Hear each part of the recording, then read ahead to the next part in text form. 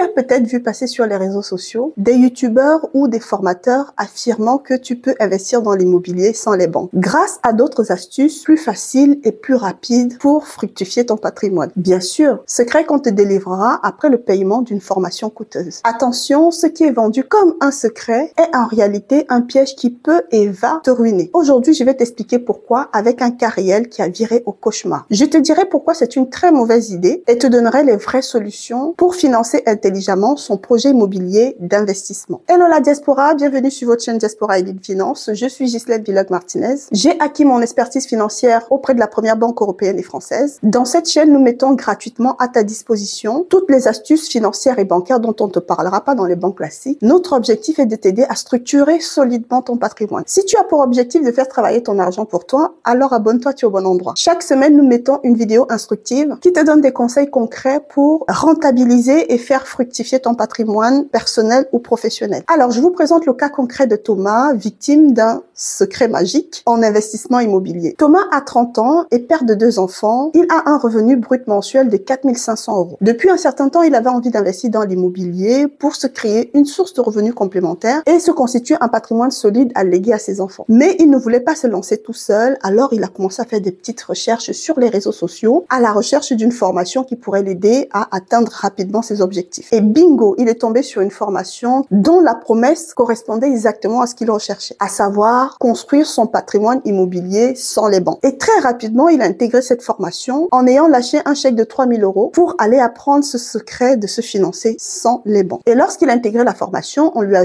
rapidement donné l'astuce des crédits à la consommation, en lui présentant l'énorme avantage qu'il représentait pour financer rapidement son patrimoine immobilier et passer outre toutes les contraintes bancaires. Et voici les avantages qui lui sont présentés. En 1, on lui dit que le crédit à la consommation est facilement accessible et les fonds rapidement mis à disposition. Alors qu'en face, le crédit immobilier requiert une étude beaucoup plus stricte avec des contrôles beaucoup plus rigoureux, ce qui expose généralement à un refus auprès des banques. À la question de savoir comment financer donc un crédit immobilier important, puisque les montants des crédits à la consommation sont limités, eh ben ne vous inquiétez pas, ils ont une solution. En 2, leur solution, c'est de faire simultanément plusieurs crédits à la consommation, tout simplement parce que quand vous faites un emprunt, les banques vous demandent vos relevés de compte pour pouvoir examiner si vous avez d'autres emprunts. Et si une présence d'autres crédits est constatée, on va rajouter ces mensualités dans votre taux d'endettement. Le but donc de faire ces demandes simultanées va donc permettre d'avoir plus de chances d'obtenir ces crédits puisque les autres crédits ne seront pas sus par l'établissement qui vous accorde le crédit. De ce fait, on passe entre les mailles du filet, ce qui est très dangereux parce que vous flouez vous-même votre propre taux d'endettement qui existe pour vous protéger contre le surendettement. Et en 3, il présente un avantage qui est pas des moindres, à savoir, peu importe le montant de votre endettement,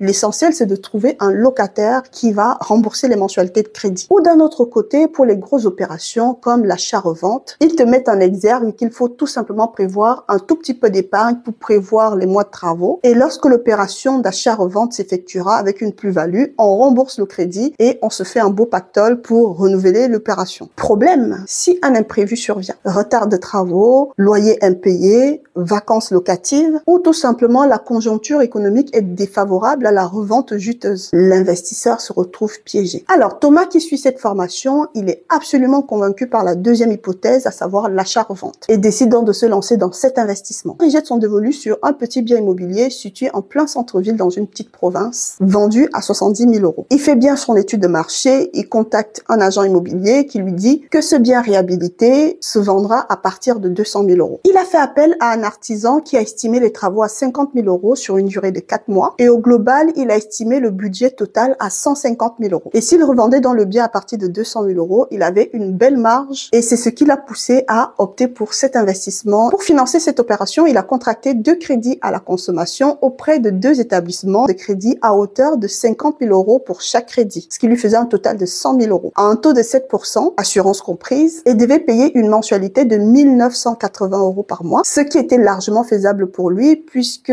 les travaux devaient durer 4 mois seulement et il disposait d'une épargne de 50 000 € qu'il a réinjecté dans le projet. Le but étant donc de se rembourser également quand il va effectuer la revente. Une fois les fonds mis à sa disposition et son épargne réinjectée, dans le financement du projet, le cauchemar a démarré et plusieurs imprévus se sont cumulés et ont ainsi ruiné le projet. Premièrement, l'artisan n'était pas sérieux. Il accumulait des retards et des malfaçons, ce qui entraînait de reprendre les travaux travaux et donc un budget supplémentaire. Deuxièmement, aucune flexibilité dans les remboursements. Malgré le retard des travaux, lui, il devait payer tout de suite. Et les 4 mois initialement prévus se sont rallongés, entraînant donc ainsi un effort de trésorerie qu'il n'avait pas prévu. Et dans cette galère, il ne pouvait pas avoir recours à une garantie bancaire. Et donc, naturellement, la conséquence numéro 3, puisqu'il s'est délesté complètement de son épargne, avec quasiment plus de marge de manœuvre pour pouvoir répondre à ces imprévus. Résultat, surendettement et impossibilité de revendre le bien, car Thomas se retrouve coincé avec des remboursements impossibles et un bien en mauvais état est donc invendable, puisque l'artisan a enchaîné les malfaçons. Et pour s'en sortir, il a tenté comme dernier bouée de sauvetage de contacter les banques pour savoir si celles-ci pouvaient restructurer ses crédits. Mais une fois que les banques découvraient ces montages financiers douteux via des crédits à la consommation, elles ont toutes décliné le projet. Alors, il faut savoir que les banques voient d'un très mauvais œil le fait d'aller recourir à des crédits à la consommation pour financer un projet immobilier. Tout simplement parce que cela sous-entend que l'emprunteur a voulu contourner les règles parce qu'il était conscient que son dossier ne serait pas accepté dans l'établissement bancaire classique et de ce fait a eu recours au crédit à la consommation. Et une fois que la banque est en face d'une personne qui essaie de contourner les règles, alors vous devenez une persona non grata et aucune n'en veut plus. Et elles vont toutes décliner votre projet. Et quand le pauvre Thomas tentait de contacter les établissements de crédit à la consommation qui lui ont mis à disposition ces fonds pour voir s'il y a une possibilité d'aménager les remboursements, ceux-ci ne voulaient rien entendre et lui répondaient « il faut rembourser tout de suite ». Résultat, Thomas s'est retrouvé auprès d'une commission de surendettement pour tenter de liquider sa situation. Alors, pourquoi il ne faut jamais investir dans un crédit immobilier avec un crédit à la consommation? En un, parce que le taux est très élevé, ce qui engendre des frais financiers énormes. En deux, la durée est restreinte dans un crédit à la consommation. Les crédits immobiliers ont des durées assez longues, alors que dans le crédit à la consommation, les durées sont réduites, ce qui engendre une grosse mensualité. En trois, aucun différé d'amortissement, c'est-à-dire qu'il n'y a pas de flexibilité dans les remboursements. Dans le crédit à la consommation, vous commencez à payer dès le premier mois, alors que dans le crédit immobilier, notamment s'il y a des travaux, on peut vous mettre en place un différé d'amortissement qui peut aller sur 1 an. Pendant ce temps, vous faites vos travaux sans payer de mensualité, ce qui est vraiment avantageux. En 4, pas de garantie, c'est-à-dire que quand vous prenez un crédit à la consommation, il n'y a aucun garant autour pour vous aider en cas de galère. Alors que dans un crédit immobilier, on vous oblige à prendre un garant et en cas de difficulté, ce garant va avancer des fonds que vous allez lui rembourser par la suite, ce qui peut permettre de s'en sortir en cas de difficulté financière. Et en 5,